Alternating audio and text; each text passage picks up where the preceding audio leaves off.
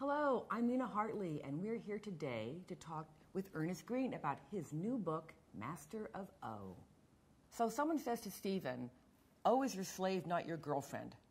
What's the difference between a slave and a girlfriend? Well, I think if you asked either a sex slave or a girlfriend, they could probably sort that out pretty quick. But basically, even though two people might not be in a BDSM space at all times, there is an established dynamic between them in which one partner is basically dominant where sex is concerned, and the other partner is basically submissive where sex is concerned. When it reaches a certain point of intensity and commitment, then it could be said that one partner becomes the slave of the other partner strictly for sexual purposes. There are those who choose to expand that into other aspects of the way they live. I do not criticize them. I do not say they should not do that, but I do not think that that is a model that applies to most people who have an interest in BDSM. So, Ernest, how do you punish a masochist? I wouldn't know. I don't punish anybody. It's not part of my dynamic. I think the whole idea of people punishing each other for various misdeeds as adults is pretty preposterous, and frankly, I think it's just an excuse. It's an alibi for people who like to play that game, but every single person makes their own BDSM. Every couple makes their own BDSM. That's not part of mine. You've mentioned that you're hardwired for this lifestyle and have kinkdar for those who share your interests. Is it true? Are people hardwired for kink, or can they be shown to like it if they've never been interested before? I think that it depends on the person. I think some people really are orientationally kinky, in the same way that they would be orientationally gay.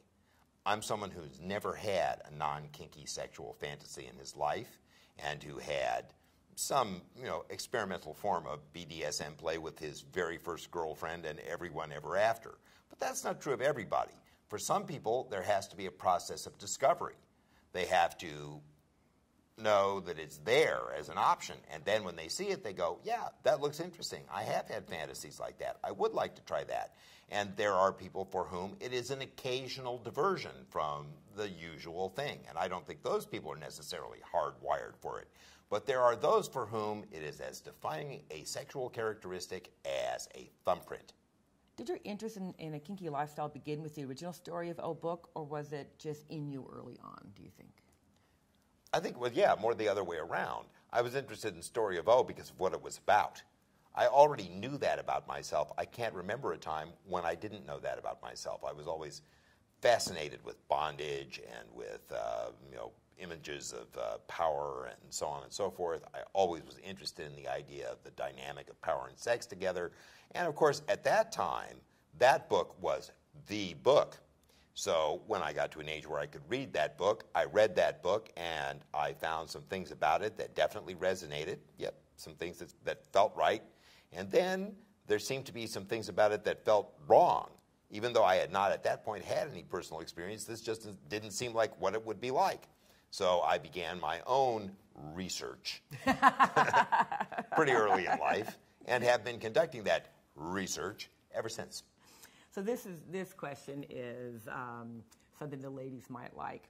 There's a line in Master of O, quote, "She was alone with the Minotaur in his labyrinth." And a comment that I made, that being with you is like dancing with the Minotaur. So what does the Minotaur signify to you? I think there's a certain kind of woman who loves a good monster. Whether it's Beauty and the Beast or any of a number of other, Quasimodo, Phantom of the Opera, yeah. Hunchback of Notre Dame. I'm not sure I'm flattered by these comparisons, but nevertheless, there is an appeal in the pure id that's represented by these kinds of figures, uncomplicated by much of anything else. But allows her to release her own inner id as well. Absolutely. The thing about being with a Minotaur of that kind is that you get to be what you get to be because you know he's going to be what he's going to be. And I like that, what I always liked about having sex with you from the very beginning is I never felt judged for what it was I wanted from you. And Likewise. a lot of women who have very strong sexual desires can feel judged by their partners for various reasons. And I think one of your many appeals, besides the skill set that you bring to it, is that your female partners never feel judged by you for their desire. No, hardly. I have about as much judgment in that regard as a Minotaur. You know, it is just the way I am, and it's just the way they are. Thank you, Ernest. That was actually very interesting. And where can people find Master of O? They can find Master of O at masterofo.com. And they can also obtain it through Daedalus Publishing, the courageous and heroic individuals who gave me the opportunity to bring this vision to the world. So yes, masterofo.com. Buy it for yourself, buy it for your friends, buy it for fun. Well, thank you. My pleasure.